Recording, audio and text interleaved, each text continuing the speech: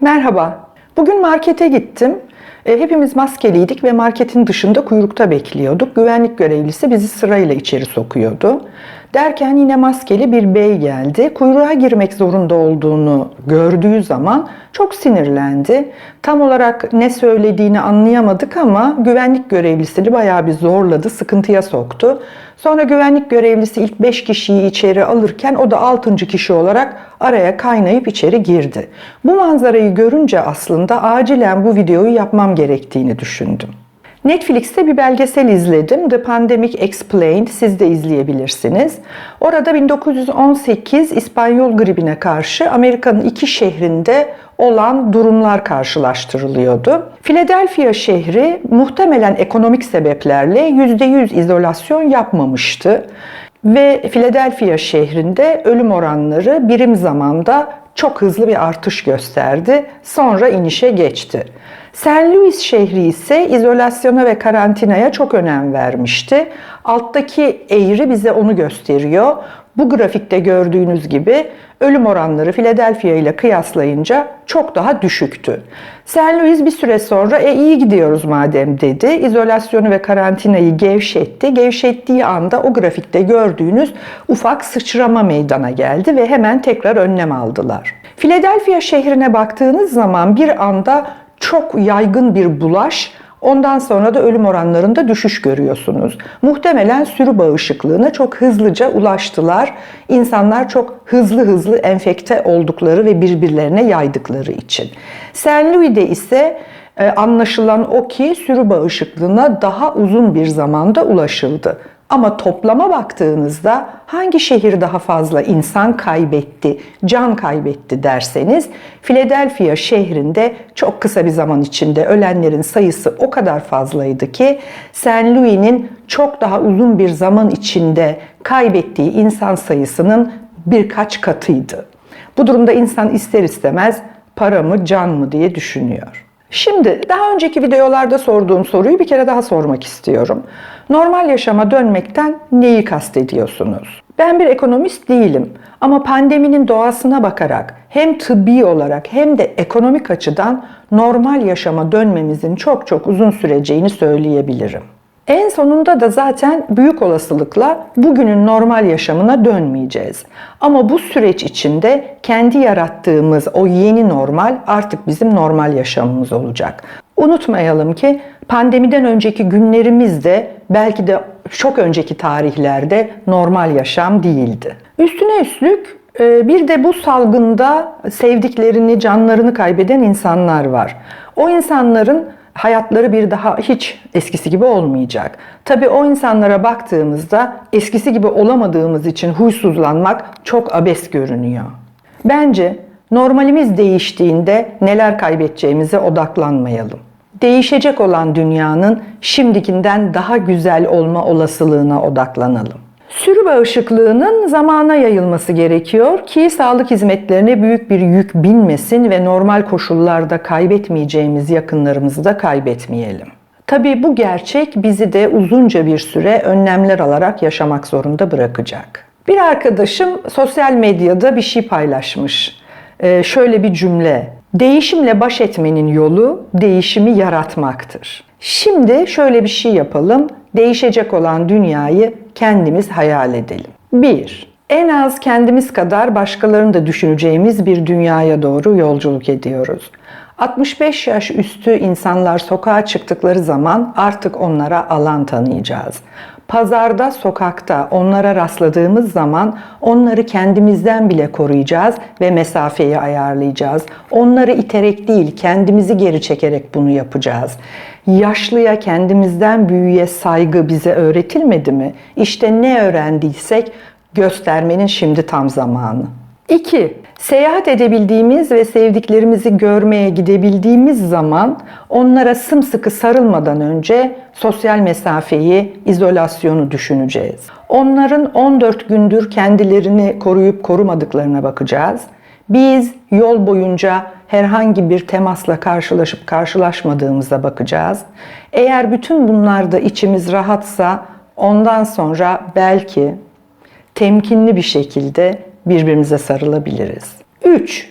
Her bir insanın bir diğerine ne kadar bağlı olduğunu gördük bugünlerde. Eğer normal yaşama dönmekten kastınız işe, üretime geri dönebilmek ve yine para kazanabilmekse size şunu söyleyeyim. Bütün dünya bunu yapamadığı takdirde bizim de yapabilmemiz çok zor. İnsan hatırlamadan edemiyor. Ya hep beraber ya hiçbirimiz. 4. AVM'ler açıldı diyelim. Koşa koşa gidip alışveriş mi yapacağız? Yine sırt sırta üst üste dükkanlarda, ucuzlukta eşyalara uzanıp birbirimizle yakın temas halinde mi bulunacağız? Kuaförler açıldı diyelim.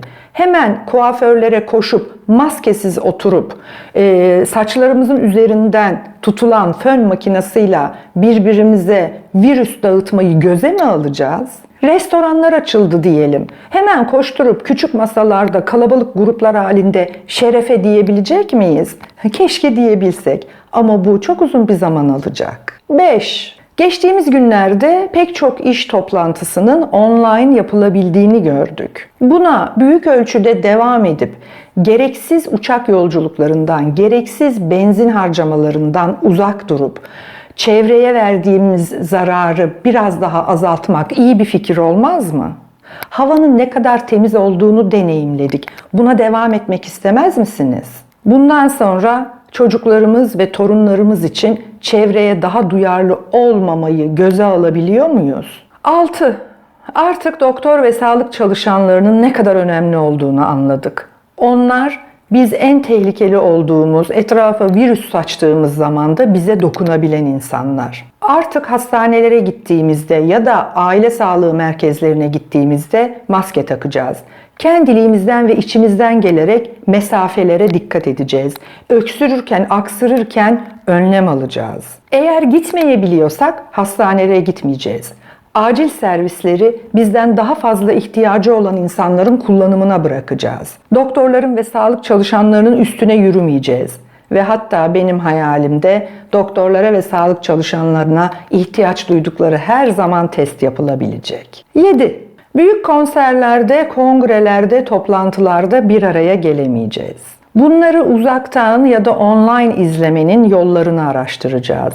Biz yanlarında olamadığımız, etraflarına toplanamadığımız için manevi ya da maddi olarak zarar gören sanatçıları desteklemenin bir yolunu bulacağız. Belki de bütçemiz el verdiğince onların bütçesine bir katkıda bulunacağız ya da sanat aktivitelerine. 8. Ben diyorum ki mesela Eylül'de okullar açılsa, açılmadan önce iyi bir dezenfekte edilmiş olsa, her sabah ilk ders ellerimizi nasıl yıkayacağız, tuvalet terbiyesi, dezenfeksiyon nedir, sosyal mesafe nedir, nasıl öksürülür, hapşırılır, kullandığımız mendil nasıl çöpe atılır, bunlar olsa ve öğretmenlere 15 günde bir test yapılsa mesela. 9. Bu yaz plajlarda tepeleme oturmayacağız. Bir süre denizden ve güneşten faydalanmak bir piyasa yapma vesilesi değil, bir sağlık gerekliliği olacak. Üstelik bence denizden ve güneşten yararlanma hakkını ilk olarak çok uzun zamandır evde olan 65 yaş üstündeki bireylere ve 20 yaş altındakilere bırakacağız. Her gittiğimiz yerde etrafımıza şöyle bir bakacağız. Alan açmamız gereken kimse var mı diye. Onlar da aynı şeyi bizim için yapacaklar. En doğal haklara saygı göstermeyi daha da iyi öğreneceğiz. 10. Çiftçinin, üretici işçinin ve bilim insanlarının ne kadar önemli olduğunu öğrendik. Artık bakış açımızda, yaşayışımızda bu insanları desteklemeye yönelik olacak belli ki. Çocuğumuzun bilim insanı olmasına çalışacağız. Pazardan, yerel üreticiden alışveriş yapacağız. Kimseyi korkutmak istemem ama sağlığını seven bunu yapmalı. 11. Pandemi günleri öncesinde dünyanın büyük bir kısmında ekonomik sistem hiç de ihtiyacımız olmayan şeyleri üretmek ve bize bunları satın aldırmak üzerine kuruluydu. Bakın, biz lüzumsuz alışverişlerimizi bıraktığımızda ekonomik sistem neredeyse çökecek. Ve bizim bundan ödümüz kopuyor. Eğer bundan korkmasaydık normal yaşama dönmek uğruna risk almazdık. İşçisiyle işvereniyle sağlığa odaklı, korumacı bir ekonomik sistem kurulmalı ve hatta belli ki talep edilmeli. Her önlemimiz ve kaçındığımız her şey birilerinin çıkarını etkileyecek. Bu kaçınılmaz. Ekonomik sistem böyle işliyor. Artık daha farklı düşüneceğiz. Pandemi günlerinde neyin yokluğu bizi telaşlandırmışsa anlayacağız ki o sektörler daha önemli ve değerli ve desteklenmeli. Ne için ya bunu satın almanın sırası mı şimdi diye düşündüysek anlayacağız ki onları üreten sektörlerin çok da büyük bir önemi yok, şişirme. Biliyor musunuz, Dünya Sağlık Örgütü yıllardır pandemi kılavuzu yayınlıyor. Hem de neler yapılması gerektiği içinde satır satır yazıyor. Ve ne kadar şaşılası bir şey ki dünyada bazı ülkeler orada yapılması gerekenleri yapmadı. Çünkü kaygıları ekonomikti. Hangi hükümetlerin ne gibi kaygıları var bilemem. Beni insanlar ilgilendiriyor. Hafif çaplı doğum sancıları çeksek de sosyal ve kolay ulaşılabilir bir sağlık sisteminin ne kadar önemli olduğunu anladığımız, içselleştirdiğimiz ve talep edeceğimiz bir dünyaya doğru gidiyoruz. Normalleşme dediğimiz şey yavaş yavaş olacak. Su akacak, yolunu bulacak. Biz bilinçle ve akılla küçük müdahalelerde bulunacağız. Pandemi bir günde başlamadı. Bir günde de bitmeyecek. Aşıyla ya da enfekte olup iyileşmeyle hepimiz bağışık olana kadar bu virüsle yaşamayı öğreneceğiz. Benim hayallerim bu kadar. Şimdi en önemli mesele şu. Önümüzdeki günlerde maskeyi nasıl kullanacağımızı iyi öğreneceğiz. El yıkamayı bileceğiz, dezenfektanımızı yanımızdan hiç ayırmayacağız. İnsanlar arası mesafeye dikkat edeceğiz. Başkalarının haklarına da öyle. Bilinçleneceğiz, endişesiz ama tedbirli davranacağız. Sadeleşmek ve kendimize olduğu kadar başkalarına da özenli davranmak artık bizim yeni normalimiz olacak. Diyelim ki tahminimizden daha fazla bu virüsle enfekte olduk ve gerçekten artık önümüzdeki günlerde bir daha sıçramalar olmayacak. Diyelim ki sürü bağışıklığına ulaştık. Peki az önce kurduğum hayalleri bir anda çöpe mi atacağım? Bugünlerde öğrendiklerimizi bir anda unutacak mıyız? Eğer bugünlerin bize öğrettiklerini hep aklımızda tutarsak bir daha böyle günler yaşamayabiliriz. Hepinize sağlıklı günler dilerim.